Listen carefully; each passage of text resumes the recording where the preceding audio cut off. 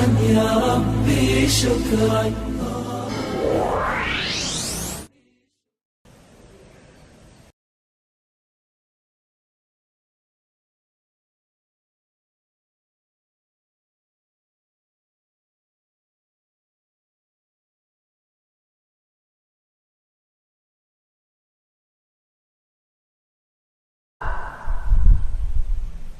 Dan ada sanksinya. Bagaimana hukumnya Pak Ustadz? Kalau begitu dia kan riba juga. Pertama, perlu dipahami semua bank syariah itu sudah mendapat label halal dari DSN. Kalau untuk makanan, minuman, lipstik, kacang, bedak, lipstik itu dapatnya dari MUI dan BP POM, Balai Pengawas Obat dan Makanan.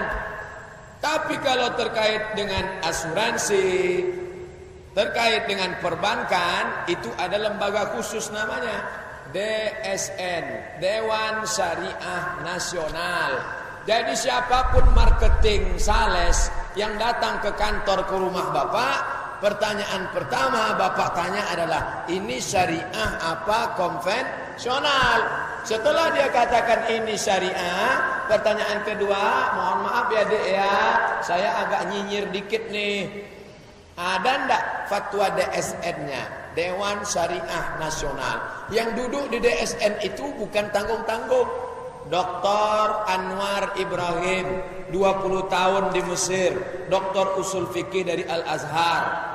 Kiai Haji Profesor Dr. Ali Mustafa Yaakob, baru saja meninggal. S1 Al-Azhar, S2 Imam Muhammad Ibn Sa'ud Riyad, S3 India, Profesor, guru besar ilmu Al-Quran. S3-nya tentang fatwa. Begitu juga dengan Ketua MUI pusat sekarang, itu anggota DSN. Ditambah lagi pakar ekonomi Islam kita, yaitu Ustadz Dr. Syafi'i Antonio. Nah, jadi itu sudah digodok semua. Maka keluarlah yang disebut dengan Fatwa Dewan Syariah Nasional.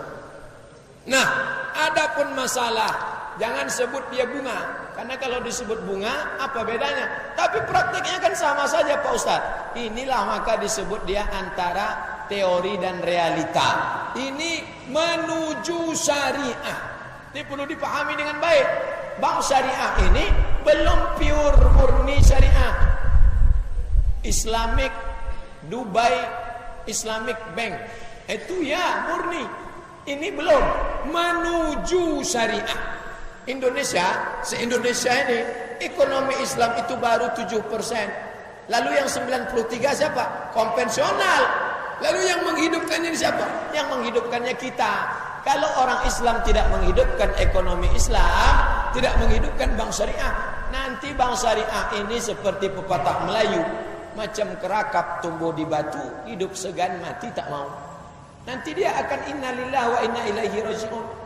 Lalu yang membesarkannya siapa? Kita. Makanya kalau ada ustadz yang tak paham, ustadz-ustadznya didudukkan, diberi penyuluhan ekonomi syariah, perbankan syariah, perbankan Islam. Karena negara terbesar ini menuju syariah. Jadi kalau dikatakan menuju, Ustadz Abdul Somad udah sampai Tanjung Pinang, menuju Tanjung Pinang. Saya baru sampai pelabuhan, tapi menuju. Yang membantu saya sampai ke Tanjung Pinang, didorong dia biar sampai. Jangan tinggalkan. Karena kalau ditinggalkan nanti habis ini semua. Apa mau anak cucu cicit kita menjadi orang yang konsumsi riba terus? Kan tidak. Maka dibantu ekonomi ini dengan menuju syariah.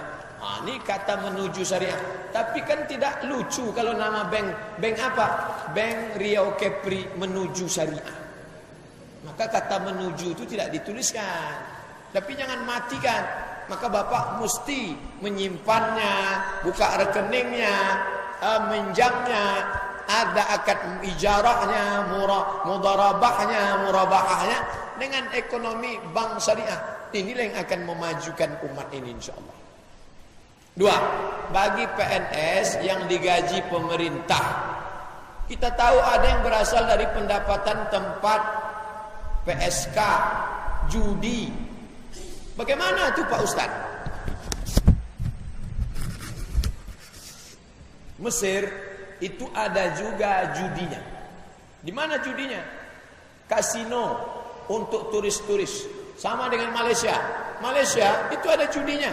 Mana? Genting Highland. Walaupun orang Islam akan ditangkap oleh JAKIM kalau main di sana, tapi pajak dari Genting Highland itu menyatu dengan semua, dan itu untuk gaji mufti, gaji imam. Di Malaysia imam diangkat oleh JAKIM, untuk di Selangor diangkat oleh JAIS, Jawatan Islam Selangor.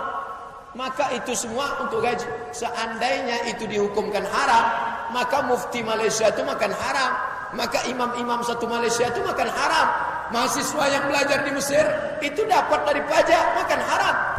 Makanya selama dia itu adalah hasil kerja jerih payah kita, maka kita tidak makan haram. Jerih payah kita, kerja kita, maka kita tidak makan haram. Contoh, saya jual aqua. Ini saya jual aqua. Aqua ini halal. Tiba-tiba bapak datang mau beli aqua. Pak, ini duit saya 5.000 beli aqua. Apa perlu saya tanya, Pak, uang 5.000 ini uang halal apa uang haram? Tak perlu saya tanya, karena yang saya jual ini halal. Kecuali yang saya jual haram, baru dia haram. Bapak sebagai guru, bekerja di SD, masuk pagi pulang petang, PNS, digaji. Mengajar itu halal, gajinya halal. Kecuali kalau mengajar itu haram, mengajar ilmu santet, baru dia haram. Nih, Mesir pegawainya itu digaji dari uang pajak. Malaysia pegawainya juga digaji dari uang pajak. Ijma' ulama, satu Mesir satu Malaysia, bahwa gaji PNS, Dewan Perwakilan Rakyat, Menteri Besar, Gubernur, Wali Kota, dia makan dari pajak itu. Tapi dengan titik puluh kerja keras dia, bukan dari perbuatan dia melakukan perbuatan haram. Ini agak panjang sedikit. Saya sudah banyak download video Ustaz dari YouTube. Alhamdulillah. Dan alhamdulillah pertanyaan-pertanyaan selama ini membingungkan sudah terjawab. Video tersebut saya bagikan ke teman-teman sekantor saya. Wah, ini belum ada saya izinkan nih. Semua yang di internet itu sudah izin. Tak perlu minta izin lagi. Semua yang ada di internet itu sudah izin. Baik buku 33 fatwa seputar 33 fatwa seputar kurban, 77 tanya jawab salat, 30 fatwa seputar Ramadan, itu gratis. Boleh di-share Twitter, BBM, WhatsApp, bagi ke kawan-kawan. Boleh dicetak. Ada beberapa pertanyaan yang masih perlu pencerahan Pak Ustaz. Satu, seandainya saya telat ke masjid untuk sholat fardu, di saat masuk ke shaf imam sudah dalam keadaan ruku. Masuk, imam sudah sedang ruku. Oke. Apakah nanti pada tasyahud akhir saya ikut salam seperti imam, atau saya harus berdiri menggantikan rakaat pertama tadi? Nanti ketika imamnya salam, ikut salam. Kalau rakaat pertama, ketika imamnya salam, ikut salam. Dalilnya apa? Man adraka raka'atan faqad adraka shalah. Siapa yang dapat ruku, maka sudah terhitung dapat. Begitu masuk, tapi jangan lupa takbiratul ihram. Banyak juga orang masbuk ini karena dia lambat. Allahu Akbar, tak pakai takbiratul ihram. Takbirnya dua. Allahu Akbar, Allahu Akbar. Fatihahnya mana? Al-imamu junnah, imam penanggung jawab. Faqiraatul imam qiraatul ma'mum. Bacaan imam sudah menjadi cover tanggung jawab imam. Bacaan makmum sudah tercover dengan bacaan imam. Dua, masalah uzur. Contoh, saya sebelum UAS bernazar, jika semester ini IPK saya 3,5, maka 20% gaji saya akan saya dekahkan ke panti asuhan. Ternyata IPK saya tidak sampai 3,5. Pertanyaannya, apakah nazar saya tadi gugur atau tetap berlanjut sampai semester 2 depan? Hanya semester itu saja. Jika semester ini IPK saya 3,5, saya akan berkurban. Itu namanya nazar muhaddad, nazar yang dibatasi. Jika semester ini Tapi kalau dia bernazar tidak pakai batasan, kalau IPK saya 3,5, maka saya akan sedekah 20%. Maka tidak mesti semester ini, semester kapan pun 3,5. Makanya kalau bernazar hati-hati buat batasan-batasannya. Kalau anak saya lulus PNS tahun 2016 ini, saya akan bernazar motong 1 kerbau. Tapi kalau tak lulus, seumur hidup saya tak akan kurban. Itu orang berhitung-hitung sama Allah SWT. Sekali lagi, kalau Bapak Ibu bernazar, buat batasannya yang jelas dan tulis. Karena biasanya orang suka berjanji-janji, begitu sudah lulus lupa, tak ingat sama sekali. Al-wa'du dain, janji adalah hutang. Apakah merayakan Maulid Nabi itu bid'ah Pak Ustaz? Soalnya saya ada melihat video Zakir Naik tentang Maulid Nabi. Dia mengatakan Nabi Muhammad dan salafus soleh tidak ada yang merayakannya. Dalam Al-Quran hadis juga tidak ada disebutkan. Mohon penjelasannya Pak Ustaz. Ya Rasulullah, hadis riwayat Muslim. Ya Rasulullah, ya, kenapa engkau puasa hari Senin? Kenapa engkau puasa hari Senin? Apa kata Nabi? 3 jawaban. Zaka yauma wulidtu, hari Senin aku dilahirkan. Wa yauma bu'istu, hari Senin aku diangkat. Wa yauma unzalu alayya, hari Senin wahyu diturunkan kepadaku.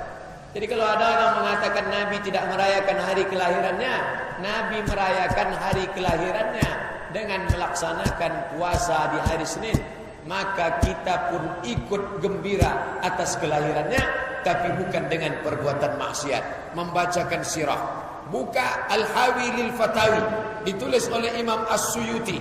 4 isi maulid. Pertama, baca Quran. Yang kedua, baca sejarah Nabi. Yang ketiga, makan-makan. Yang keempat, tausiah. Nanti kalau mau buat acara maulid, tidak boleh lebih dari 4. Baca Quran, baca sejarah Nabi, makan-makan, dan tausiah. Itu yang berfatwa Al-Hawi lil Fatawi, Imam As-Suyuti. Imam Suyuti hafalannya 200.000 hadis. Ada imam hafalannya 200.000 hadis. Dia membolehkan maulid. Ada ustadz yang hafal 20 hadis. Itu pun baca ujung lupa pangkal, baca pangkal hilang ujung. Bapak ikut yang 20 apa yang 200? Saya ikut yang 200.000. Kalau Bapak mau ikut yang 20 terserahlah.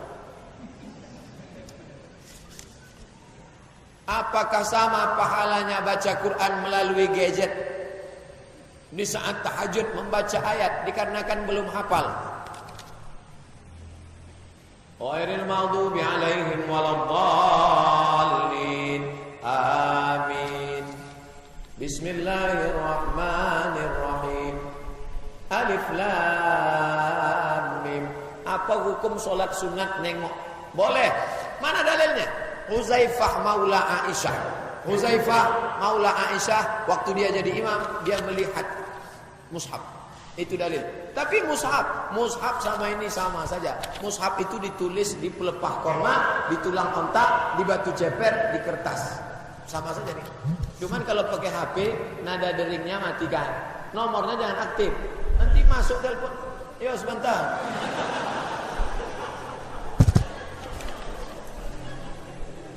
Nah, kita lanjutkan. Ikhtiar di jalan Allah bagaimana yang sesuai hadis Pak Ustaz?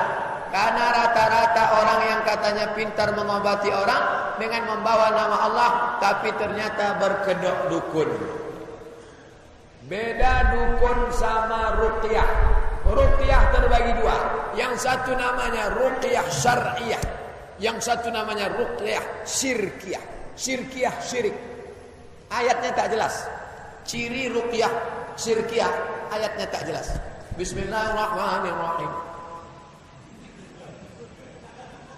Tahap apa dia baca? Kalau ruqyah syar'iyah, ayatnya jelas. Bismillahirrahmanirrahim. Allahu la ilaha illa huwal hayyul qayyum. La ta'khuzuhu sinatun wa la nawm. Ciri kedua, dicampur dengan yang lain. Ayat-ayat itu dicampur. Kakang telinga bosi mulut tusong kaki gitu kunci Allah, kunci Muhammad. Syirik itu artinya bukan minta sama setan. Syirik itu bukan minta sama tuyul. Syirik itu artinya apa? Minta sama Allah tapi dikawinkan Allah dengan yang lain. Dia minta sama Allah, tapi di samping Allah Lata, Uzza, Manat, Hubal, Jibti, Tawud, Naham. Fala tad'u ma'allah, jangan kau sembah bersama Allah ada yang lain. Adapun membacakan ayat ke dalam air, riwayat Ibnu Abbas. Ibnu Abbas mengatakan boleh membacakan ayat ke dalam air. Perempuan yang susah melahirkan dibacakan bismillahirrahmanirrahim ma'asmihi syai'un fil ardi wa la fis samawati wa la a'udzu bikalimatillahi tammati min kulli syaitani wa hammatin min kulli ainin lamah Allahu la ilaha illa qayyum qul huwallahu qul falaq qul binas, ditiupkan, dikasih minum, diusapkan ke kepalanya atau dimandikan. Tapi air yang sudah dibacakan ayat tidak boleh dipakai untuk cebok. Maka harus mandi habis atau disiramkan ke bunga atau disiram, tak boleh dipakai. Tentang ruqyah hadisnya banyak sekali. Datang sahabat mengadu, ya Rasulullah, ada orang gila di kampung saya. Ada orang gila di kampung saya. Saya bacakan Al-Fatihah, saya kulum air liur saya banyak-banyak. Bismillahirrahmanirrahim. Alhamdulillahirabbil alamin arrahman. Setelah banyak diludahkannya, sehat. Ruqyah. Dan itu hadis takriri. Nabi tidak pernah ajarkan, sahabat membuat dan Nabi membenarkannya. Nah, ini tentang masalah ruqyah. Tapi jangan sampai bercampur dengan minta kepada jin, minta kepada setan. 6. Pertanyaan titipan Ustaz. Mohon Ustaz jelaskan tentang surga di bawah telapak kaki suami. Innama huwa jannatuki wa naruki. Itu kata Nabi. Innama huwa, suamimu itu jannatuki, bisa jadi surgamu, wa naruki, dia bisa jadi nerakamu. Artinya apa? Suaminya soleh, ngajak sholat, ngajak sedekah, ngajak pakai jilbab. Istriku, kamu janganlah pakai rok setengah tiang, kamu pakai jilbab panjang. Innama huwa jannatuki, maka suamimu itu adalah surgamu. Tapi kalau suaminya maksa buat maksiat, la ta'ata li makhluqin fi maksiatil khaliq. Tidak ada ketaatan kepada makhluk kalau menyebabkan maksiat kepada Khaliq. Ingat, suami saya maksa saya pakai jilbab Pak Ustaz, bagus. Suami saya maksa saya pakai baju kurung, bagus. Suami saya maksa saya untuk ngecat rambut 3 warna. Ibu, anak perempuannya harus dididik. Banyak sekarang laki-laki membodoh-bodohi perempuan. Begitu sudah menikah, hai istriku, semua hartamu, semua tanahmu, semua surat tanahmu, semua surat-surat emasmu itu menjadi milikku. Karena surgamu ada di bawah telapak kakiku. Kalau tidak mau, kau masuk neraka jahanam. Pembodohan luar biasa. Apakah di saat puasa kita tidak boleh berkumur-kumur saat wudhu? Berkumur-kumur hukumnya sunat. Kalau di saat puasa berkumur-kumur mubah, tetap boleh, tapi jangan sampai ghulu, berlebih-lebihan. Contoh yang berlebih-lebihan, sampai air, sikit lagi masuk. Download buku saya 30 fatwa seputar Ramadan. Tulis di Google 30 fatwa seputar Ramadan, Abdul Somad LC, enter. Download 3 detik, 3 menit. 3 menit dapat. Pak Ustaz, saya sudah download 3 menit kok enggak dapat. Rupanya paket habis. Ikhtiar di jalan Allah bagaimana yang sesuai hadis. Karena rata-rata yang katanya orang pintar ngobatin, orang bawa-bawa nama Allah, tapi rupanya kedoknya dukun. Saya di Tanjung Pinang tak tahu. Tapi kalau di Pekanbaru ada nomor yang saya kasih. Ketua ARSY, Asosiasi Ruqyah Syariah Indonesia. Ada namanya ARSY. Kalau belum ada di Kepri, buka cabang. Asosiasi Ruqyah Syariah Indonesia. Nanti ruqyahnya ramai-ramai. Biasanya saya ikut. Saya ceramah, mereka ruqyah. Kita ruqyah di UIN ramai-ramai. Itu ada yang muntah, ada yang menjerit-jerit, ada yang keluar macam-macam. Nah, ruqyah.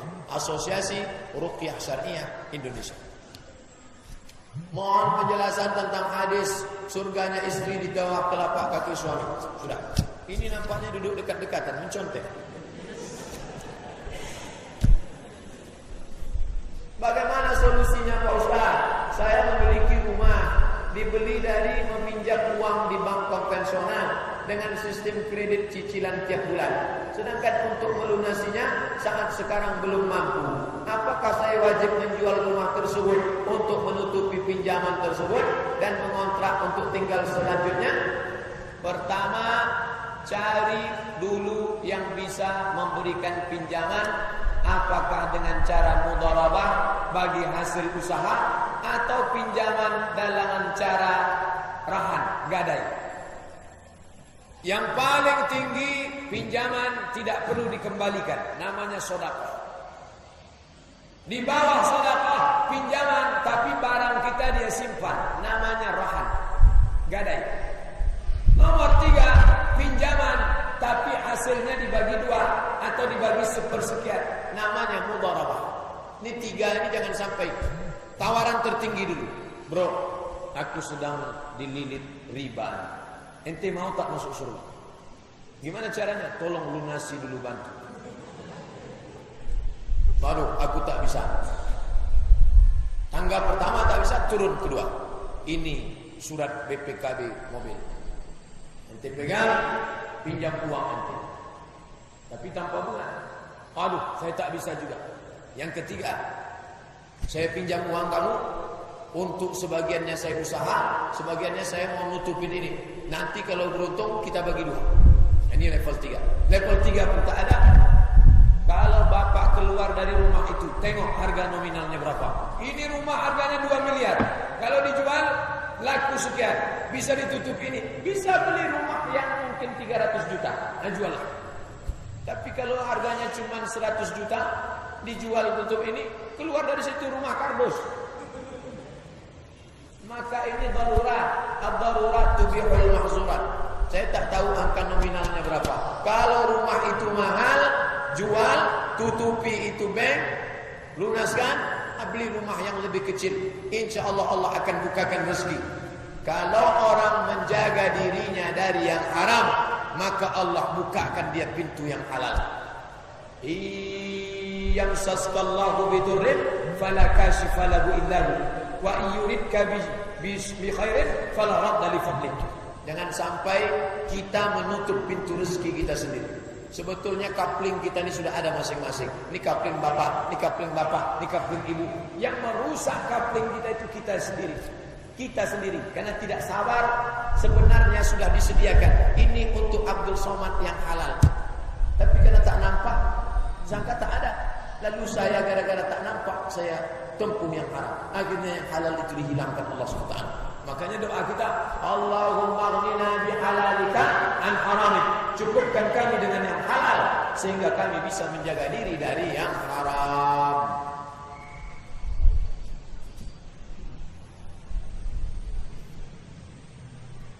Bagaimana sistem menabung yang tepat saat sekarang Pak Ustaz? Karena semua bank memakai sistem riba, termasuk bank syariah. Bank syariah itu menuju syariah. Jadi jangan katakan dia sama dengan bank konvensional. Bahwa ada kemiripan sedikit. Ada sebagian orang, alah itu cuma tukar-tukar istilah saja.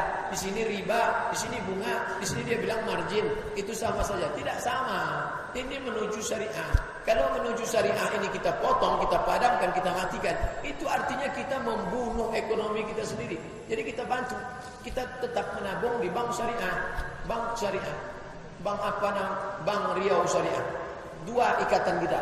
Bank Riau Kepri Syariah. Pertama ikatan kedaerahan, karena ini memang daerah kita, daerah bumi Melayu punya. Yang kedua adalah kaitan syariah, agama Islam. Jadi kita yang membantu. Jika kita gajian, mana yang kita dulukan? Anak, istri, atau orang tua?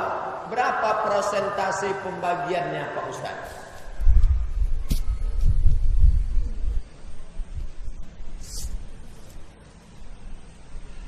Hak istri terhadap diri saya ada 5.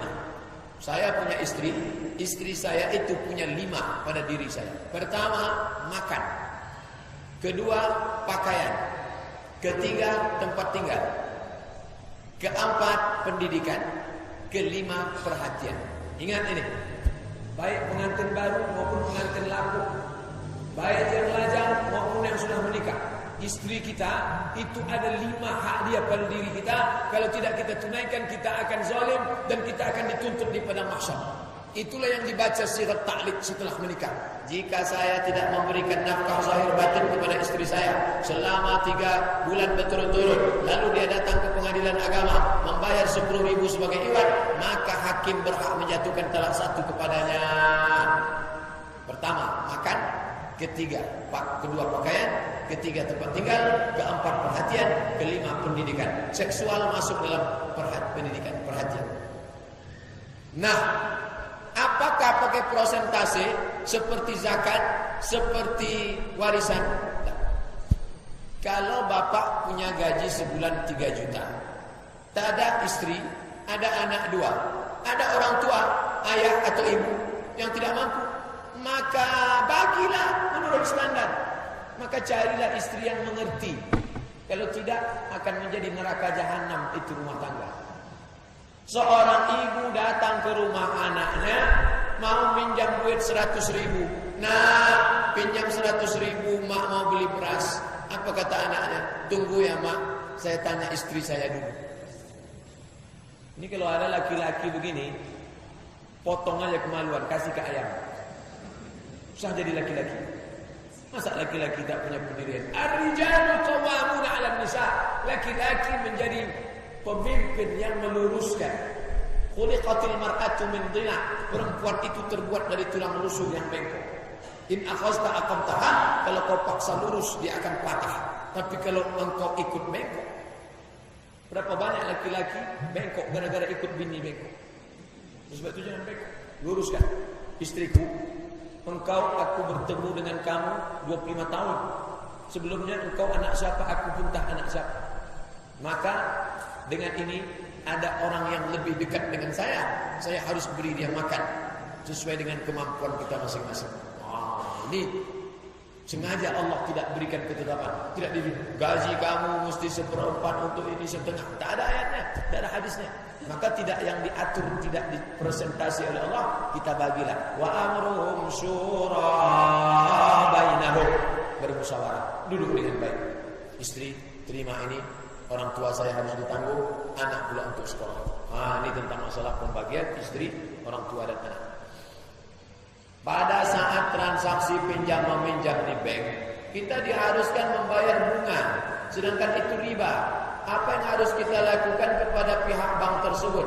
Sementara bank itu merupakan satu-satunya bank dengan bunga rendah dibanding dengan yang lain. Serendah apapun dia, kalau bukan syariah, maka dia tetap bunga, maka tak bisa. Bagi bapak yang sudah meminjam, lunasi secepatnya, mudah-mudahan setahun, 6 bulan, setengah bulan, 6 bulan, setengah tahun, atau setahun ini lunas. Habis itu jangan lagi. Tutup transaksi dengan bank konvensional, mulailah. Ustadz ini jangan-jangan ngomong aja nih. Jangan-jangan Ustadz ini cuma pandai ceramah aja. Ustadz seumur hidup pernah tak minjam di bank konvensional. Nama saya Abdul Somad, umur 39 tahun. 2017 nanti 40 tahun. Seumur hidup saya belum pernah saya minjam di bank konvensional. Maka saya berani ceramah. Ustadz kerjanya sehari-hari apa? Saya dosen PNS. SK Pak Ustadz mana? Ada di rumah dalam lemari.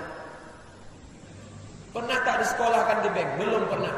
Banyak orang bilang saya Ustadz bodoh. Kenapa tak disekolahkan di bank? Pinjam 200, pinjam 300. Ini maka kita mesti meyakinkan diri kita, baru kita bisa mengajak orang lain. Ini perbuatan riba, haram. Tapi bagi yang sudah terjebak, apa boleh buat? Mesti cepat keluar. Darurat, dia lunasi setahun setengah, setelah itu tutup, jangan lagi. Bagaimana dengan anak istri kita jika mereka makan uang hasil korupsi, sedangkan mereka tak tahu asal-usul uang tersebut? Apakah bisa disamakan dengan makan riba? Jangan kasih anak makan haram, karena nanti otaknya kotor. Jangan kasih istri makan haram, karena kita akan bertanggung jawab di hadapan Allah. Dan istri jangan tak mau tahu. Gaji suami 2,5 juta, tiba-tiba pulang bawa uang 25. Bang, ini dari mana? Aku tidak siap bersamamu dalam neraka jahanam, mas. Ad-dunya mata' dunia ini kenikmatan. Wa khairu mata'iha al-mar'atus salihah. Kenikmatan yang paling indah adalah istri yang salihah. Biarlah kita makan sehari sekali, asal jangan kita makan korupsi. Itu yang menolong kita. Allati tu'inu ala imanihi.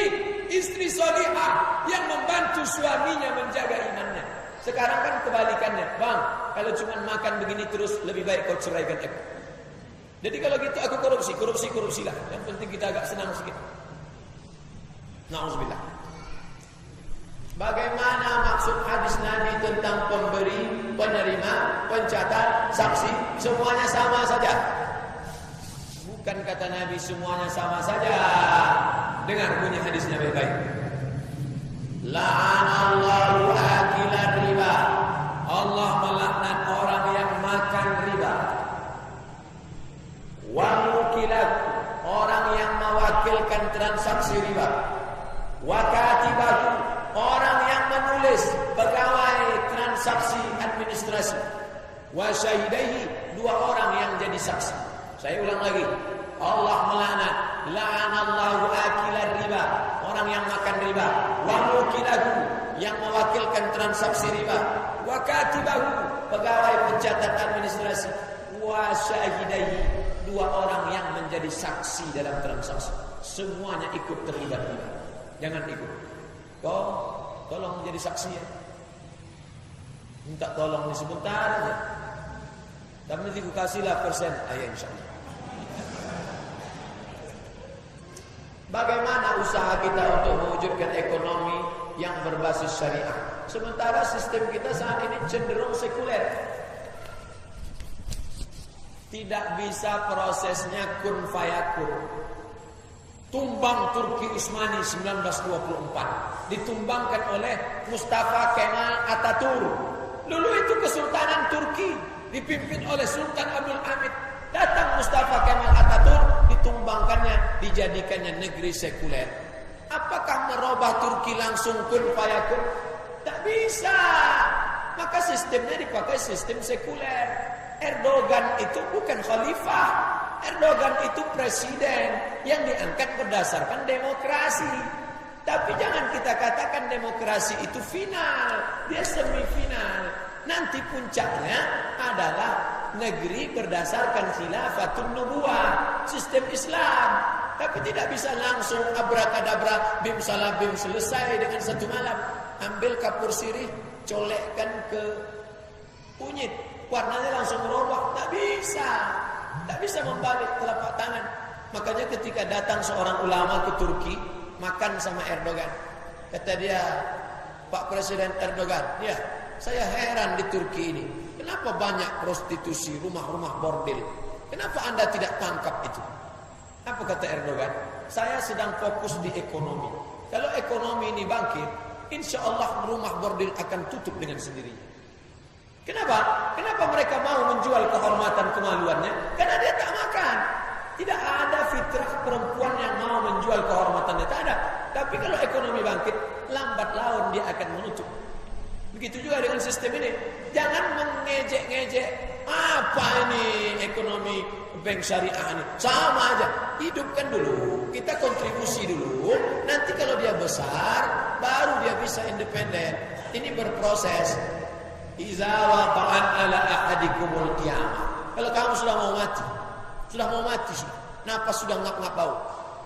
Wa fi yadihi fasilah, di tanganmu ada bibit korma, faghliarghisha. Tanamkan. Bapak sudah mau mati, meninggal dunia, di tangan bapak ada bibit korma, tanamkan. Kapan kita makan buahnya? Kita tak akan makan buahnya. Kita tidak akan bernaung di bawah daunnya. Tapi kita akan mendapatkan amal jariah. Maka pesankan ke anak-anak, anakku, cucuku, menantuku, kalian akan umur panjang, aku sudah tua. Bisnis kalian ini berbasis syariah. Walaupun negeri kita ini semi sekuler, tidak murni, tapi menuju. Andai aku mati, pahalanya tetap mengalir. Jadi jangan kita ikut berkontribusi. Itu yang dipesankan oleh Syekh Muhammad Mutawalli Asy-Sya'rawi. Andai engkau belum bisa menegakkan yang 100% hak, jangan sampai engkau bertepuk tangan melihat kebatilan. Maka kita ikut berperan serta, kontribusi. Ada larangan 2 akad dalam satu transaksi. Apa maksudnya? Karena saya menggadaikan barang di pegadaian menggunakan 2 akad, rahan sekaligus ijarah. Saya gadaikan tanah saya ini. Tanah saya ini harganya 100 juta. Sawit 1 hektar, 100 juta. Saya gadaikan ke Bapak, saya pinjam duit Bapak. 1 akad. Lalu kemudian akad itu setelah resmi selesai 1 akad, habis. Tak boleh ada akad lain. Jangan akadnya bertimpa-timpa. Adapun dia timpa dengan akad yang lain, maka rusak akad. Kecuali 1 akad itu sudah selesai. Saya gadaikan tanah saya 100 juta. Saya pakai. Nanti sampai masanya saya bayar. Selesai. Nah, sekarang uang tadi sudah menjadi milik saya. Lalu duit sudah 100 juta milik saya, dipakai lagi akad ke yang lain. Itu tidak bertimpa-timpa namanya. Tidak boleh satu barang, satu uang diakad dengan 2 transaksi. Harus 1 transaksi. Bagaimana kita beramal dengan fikih waris? Apakah dosa bila tidak kita amalkan? Bapak, adik-beradik 4 orang. 2 laki-laki, 2 perempuan. Lalu kemudian laki-laki sama perempuan ini sepakat. Adinda, kamu perempuan 2 orang, kami abang 2 orang. Kalau begitu harta warisan bapak kita ini kita bagi sama rata sajalah. Dalam fatwa Syabakah Al-Islamiyah yang diasuh oleh Syekh Abdullah Al-Faqih, katanya boleh, syaratnya 3.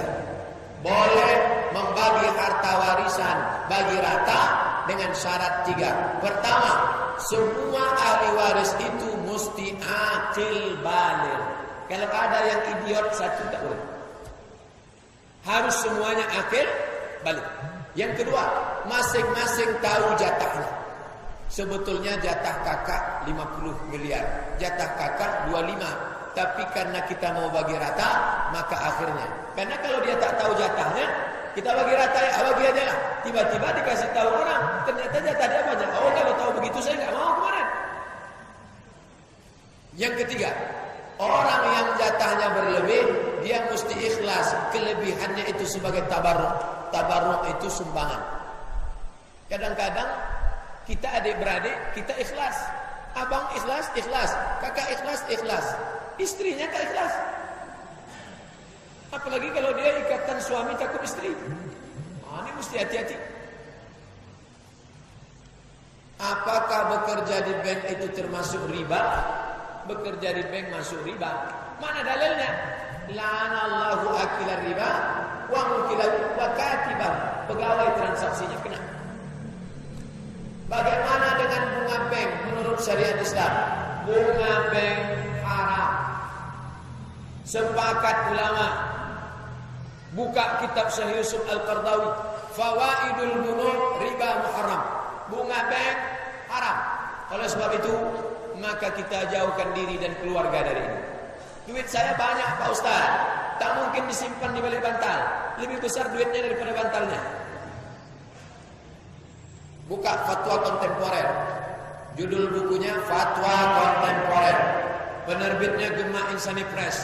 Penulisnya Syekh Yusuf Qardawi. Jika bapak menabung di bank konvensional, dapat bunga, kemana bunganya itu dibuat? Mau dibuang dosa, mau dimakan dosa. Serahkan ke lembaga yang dinikmati orang banyak. Rumah yatim, panti jompo, orang miskin. Niatnya bukan niat sedekah, tapi menyerahkan uang umat kepada umat. Begitu fatwa Syekh Qardawi. Menikah itu sunnah. Membahagiakan orang tua wajib. Bagaimana cara mendapatkan restu orang tua sedangkan anak sudah ingin menikah? Tolong dibantu jawab Pak Ustaz agar tidak berdosa. Cari perempuan yang siap menerima kita apa adanya. Adinda, sudikah engkau menemani aku menjelang Israel datang? Jadi ceritanya jangan muluk-muluk. Mau tak engkau menemani aku melewati perjuangan hidup ini? Tapi engkau menjadi perempuan yang kedua. Yang pertama siapa? Emakku. Dia sudah tua. Insya Allah. Maka carilah. Tapi kalau dia tidak bisa menemani, cari yang lain. Bunga bukan setangkai, kumbang bukan seekor. Ini banyak anak-anak lajang ini belum ada apa-apa udah stres dulu. Kenapa kamu galau Pak Ustaz? Carilah perempuan banyak di dunia bisa. Saya dari Batam sampai ke sini berapa orang jumpa perempuan banyak.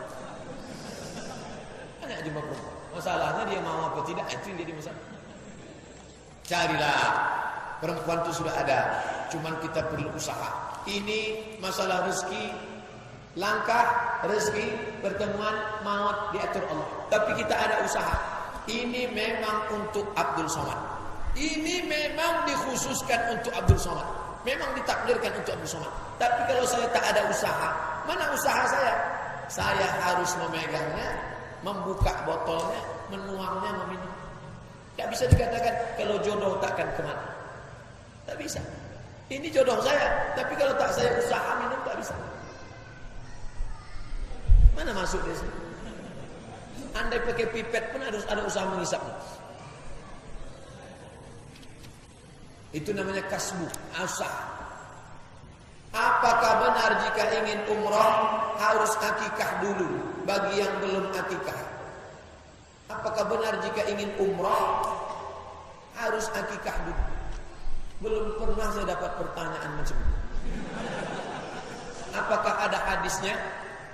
Bapak ibu yang mau umrah tidak ada kewajiban akikah. Akikah itu sepakat 4 mazhab. Paling tua Hanafi, nomor 2 Maliki, nomor 3 Syafi'i, nomor 4 Hambali. Akikah itu hukumnya sunnatun muakkadah, tidak wajib, sunnah muakkad. Kullu mauludin raghinatun bi aqiqatihi, setiap anak tergadai karena akikahnya. Tusbahu anhu yawma sabihi, dipotongkan kambing hari ke-7. Yu'laqu, cukurkan rambutnya, wa yusama, kasih nama yang baik. Kalau tidak bisa hari ke-7, hari 14. Kalau tidak bisa hari ke-14, hari ke-21. Kalau tak bisa hari ke-21, jangan tengok kalender, kapan aja bisa. Pak Ustadz, umur saya sudah 40. Bolehkah saya akikah? Boleh. Bapak kalau ada umurnya 40, mau akikah, balik dari sini beli kambing. Besok siang saya datang insyaallah. Tapi bagi yang udah 40, potong saja kambing. Jangan pakai marhaban. Udah 40 pakai marhaban. Patah tiang ayunan. Ukuran harta halal itu bagaimana Pak Ustaz? Di dalam era globalisasi seperti ini, tidak ada 3 unsur. Tidak ada unsur zulm, aniaya. Tidak ada unsur ghish, tipu. Tidak ada unsur gharar, gambling. Mudah saja. Apa usaha Bapak? Kos-kosan. Kamar satu kos berapa? 1 juta. Ada tempat tidur, ada AC, ada TV. Halal. Tidak ada zulm, aniaya. Tidak ada ghish, tipu. Tidak ada gharar, gambling. Halal. Usaha Bapak apa? Hotel. 1 malam berapa? 250.000. Halal. Tapi dia terima anak SMA masuk jam 11, keluar jam 12. Tempat orang berzina. Saya kan cuma menyediakan kamar Pak Ustaz. Masalah dia mau berzina bukan urusan saya. Anda sedang melakukan ghish, tipu. Tipu. Dia semua tahu. Maka kita periksa KTP-nya atau identitasnya. Jangan sampai ada unsur 3. Tipu. Bapak Ibu sabar, 2 kertas lagi. Kalau cerita sabar, saya yang paling sabar. Sistem berhutang seperti apa yang diperbolehkan dalam Islam? 3. Yang paling tinggi, pinjam tak balik lagi. Sedekah namanya. Pak, saya sulit betul ini mau bayar uang semester. Berapa? 1.300.000. Nih, ambil. Jangan datang-datang lagi ya. Itu namanya yang paling bagus, sedekah. Yang nomor 2, nih, balikkan. Ini 1.300.000, tapi nanti balikkan. Ambil kertas. Saya yang bertanda tangan di bawah ini meminjam uang Bapak sebanyak 1.300.000 akan saya lunasi pada tanggal 1 Januari 2017. Yang level 3, pinjam, balikkan berlebih. Namanya mudharabah. Saya pinjam uang Bapak 10 juta. Untuk apa? Saya mau ternak lele jumbo. Nih 10. Nanti kalau berhasil 15 juta, balikkan 12,5. untuk kamu 2,5 juta. Ya. Tapi kalau sama-sama rugi, ikut sama rugi. Itu beda dengan konvensional. Untung sama dibagi, rugi sama dirasa. Kalau riba enggak, mau kamu rugi, mau lelenya hanyut, yang penting duit saya harus balik. Kalau tidak, saya poldakan kamu. Bagaimana pembagian warisan bagi anak yang laki-laki semua? Apakah saudara dari suami berhak atas warisan tersebut? Bagaimana pembagian warisan anak yang laki-laki semua? Apakah saudara dari suami berhak atas warisan? Oh, ini yang bertanya seorang istri. Dia punya anak laki-laki. Kalau suaminya meninggal, apakah saudara suaminya dapat? Suami kalau punya anak, saudara tak dapat. Kenapa? Karena ada anak. Itulah mengapa orang selalu ingin punya anak, karena dia takut harta warisannya tak dapat. Apalagi istri, dia sangat khawatir adik iparnya bisa dapat. Ibu yang sudah punya anak, maka tenanglah, harta warisan itu hanya untuk ibu dan anak-anak saja. Saudara suami tak dapat karena ada anak laki-laki. Selamat. Saat ini banyak koperasi-koperasi di majelis taklim. Sebagaimana hukumnya, bunga ditentukan, kemudian bunga dibagi rata. Bapak, kita buat majelis taklim. Namanya majelis taklim Az-Zikra. Sejuta, terkumpul duit 100 juta. Siapa yang mau minjam, silakan. Ada yang minjam 5 juta, bayar 6 juta. Pinjam 10 juta, bayar 11 juta. Pinjam 12 juta, bayar 13 juta. Akhirnya setahun itu terkumpul duit bunga sebanyak 10 juta. Dibagi bunga itu riba. Harap jangan nodai majelis taklim dengan uang riba. La talbisul haqqa bil batil. Jangan campur yang hak dengan yang batil. Lalu yang boleh itu bagaimana? Ini contoh yang boleh. Kita buat simpan pinjam sifatnya membantu. Sejuta. Lalu kemudian orang yang meminjam itu membayar hanya untuk biaya operasional. Tidak ada manfaat sedikit pun. Titik. Contoh. Untuk operasional apa? Beli buku besar, buku induk. Beli laptop 5 juta. Beli meja, beli whiteboard. Nah, itu dikutip dari orang yang minjam. Kira-kira untuk beli laptop 3 juta. Untuk beli buku sama alat tulis ATK 1 juta, 5 juta. Nah, dikenakan bagi peminjam itu untuk biaya operasional. Untuk tenaga 1 orang, dicari sarjana akuntansi, sarjana ekonomi yang ngantor. Gajinya berapa 1 bulan? 3 juta. Hanya untuk biaya operasional. Lebih daripada itu tidak. Oh, kalau gitu apa untungnya kami ngasih duit? Tapi serikat tolong menolong, bukan serikat telan menelan. Tolong menolong. Kami tak mau kalau cuma meletak duit 1 juta. Kami mau untung. Akadnya mudharabah. Jangan akadnya akad riba. Mudharabah. Kalau kebetulan berhasil, sama dibagi. Kalau rugi, sama ditanggung. Apakah menjual kredit termasuk riba? Si pembeli itu tahu harga modalnya. Bapak ambil HP, tulis di google.com tulisan saya tentang kredit. Apa yang kami ketik di situ, Pak Ustadz? Ketik di situ SOMADMOROCCO spasi kredit. SOMADMOROCCO kredit. Langsung dapat. Saya kutipkan di situ fatwa ulama Saudi Arabia, fatwa ulama SOMADMOROCCO spasi kredit. Langsung dapat. Langsung share Twitter, BBM, WhatsApp, bagi semua. Kesimpulannya di sini baca pelan-pelan, panjang tulisannya. Uang dengan uang riba, uang dengan barang tidak riba. Uang dengan uang riba, uang dengan barang tidak riba. Saya beli motor Bapak, saya cicil 10 bulan, tidak riba. Saya beli rumah Bapak, saya cicil 2 tahun, tidak riba. Uang dengan barang tidak riba. Uang dengan uang riba. Uang dengan barang namanya baik bitaksid, ada di dalam. Bisa di-download, bisa di-print, bisa dicetak. Bagaimana cara menjelaskan menasihati saudara sendiri agar tidak berhenti mengambil hak orang lain? Menyerobot mengambil sejengkal tanah orang lain. Bagaimana? Apa dasar ayat yang mendukung bahwa dilarang mengambil hak orang lain?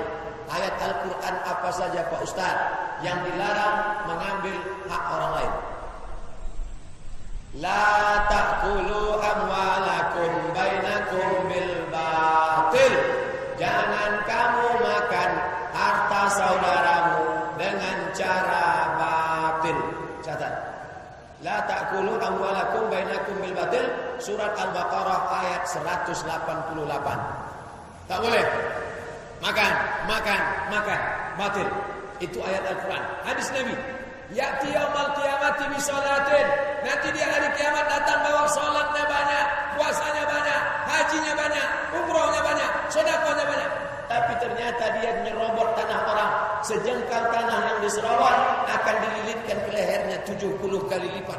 Lalu kemudian sholatnya akan diambil, diberikan pada orang dia aniaya, diambil, diberikan pada orang dia zalimi, lalu dia dimasukkan ke neraka jahanam. Kenapa? Karena dia sudah menzalimi aniaya.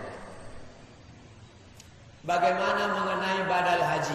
Badal haji hadisnya sahih. Labbaik Allahumma subrumah. Labbaik Allahumma subrumah. Nabi panggil dia. Nah, sini. Kamu menghajikan siapa? Subrumah. Subrumah itu siapa?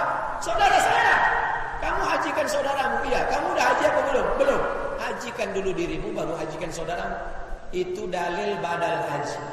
Badal haji boleh. Tapi bisa saya ingatkan, jangan memberikan badal haji pada TKI TKW di Saudi Arabia. Mohon maaf saudara-saudari TKI TKW, saya bukan generalisir umum, semua jahat. Sebagian besar mafia badal haji. Mafia badal, hanya modal kertas yang dia print cetak, pakai ke tasbih. Sejuta. Badal. Satu orang membadalkan 100 orang. Mana bisa? Kalau udah jelas, ini mahasiswa dari Tanjung Pinang, kuliah di Mesir, bapaknya kita kenal, dia membadalkan. Mau badalkan? Nah, ya, silakan. Tapi kalau serahkan yang ada di maktab, ketemu di jalan, badal Pak Haji, badal. Jangan, itu mafia badal. Ada yang jahat di Mekah itu Pak Ustaz, yang baik cuma satu, Muhammad. Lain daripada itu Abu Jahal, Abu Lahab, Abu Sufyan, Abu Thalib. Jangan jadi korban badal haji. Di mana-mana kalau saya ngasih manasik, jangan jadi korban badal haji. Titik. Apa hukumnya kalau beli barang kredit? Baca, Somat Maroko spasi kredit. Habis pulang dari sini, print, tempel di dinding-dinding masjid, biar tahu orang tentang hukum kredit. Apa hukum mengganti amanah dengan barang lain, tapi nilainya sama? Balik kepada hukum wakaf. Hukum wakaf yang sudah diatur oleh undang-undang wakaf, boleh mengalihkan wakaf dengan cara mengganti dengan barang yang sama. Dalilnya mana? Umar bin Khattab mengalihkan masjid Irak di Kufah.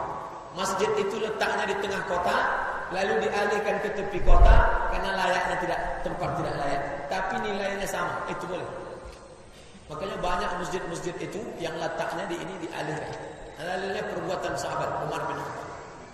Tapi dengan syarat nilainya jangan bertukar. Kalau nilainya berubah, perbuatan itu haram, aniaya. Kertas terakhir. Saya seorang PNS, mempunyai tanggung jawab dari jam 8 pagi sampai jam 4 sore. Sementara dia ingin menghadiri kajian ba'da zuhur yang notabene masih dalam jam kerja. Apakah gaji yang diterimanya itu haram? Pekerjaan itu ada terbagi dua. Pertama, kerja yang melayani masyarakat, standby, harus duduk ngantor dari jam 8 pagi sampai jam 4 sore. Kalau sampai dia tinggalkan pekerjaan, orang terkendala urusan.